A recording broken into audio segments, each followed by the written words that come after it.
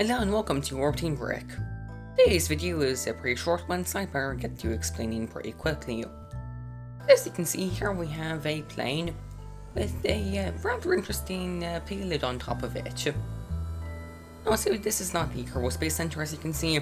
I'm launching from one of the JNSQ Kerbal Constructs launch sites, Gagarin, which is pretty fitting considering that I'm recording this commentary on Cosmonautics Day. And so, you can see our small little jet is already lifting off from the runway, and the gear retract. And I'm flying a very interesting flight profile here. First of all, this thing, I still cannot build planes. This thing flies more like a rocket than a plane, as the engine has a thrust-weight ratio greater than 1. And so we're immediately pitching up extremely, because we need to get altitude. Because, that payload on the back is a satellite launch vehicle. It has a solid fuel first stage, liquid fuel second stage, more on that later. And basically, it kind of operates as a missile. And we'll get as much altitude as possible to make air launching it worthwhile. We have to get as high as possible. And there you go. We detach from the plane, and the solid rocket engine has now ignited, and so we're now continuing on a fairly normal flight profile, and from here on out the mission is pretty normal.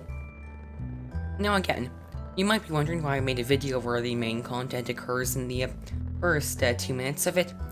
Well, mainly, just I had an idea, I wanted to do it, and I was unable to think of something else to make for this video. So, we're now continuing. You can see we got a notification from the plane being recovered. For some reason it doesn't count the Kerbal Constructs launch site as a recovery center. So, it deducts some funds for no reason. But, we get the Kerbal back, and that's the advantage of using mods over stock. And so from now on, we're now burning the second stage, which I actually Tweakscaled all the parts here except for the engine, also the solar panel, I believe, because they would fit better on the solid rocket booster. Sometimes it's acceptable to use Tweakscale on parts like the fuel tank and batteries and nose cone, where I feel like those parts could very simply be scaled down. Anyways, we can now deploy the antenna, which is nestled nicely with the engine. Trying to get the camera to look right. And there we go. And so, already, I'm actually just gonna quickly, I think I'll lock the gimbal on that. Already, that's the video over. I know it was a shorter one, but I still hope you enjoyed.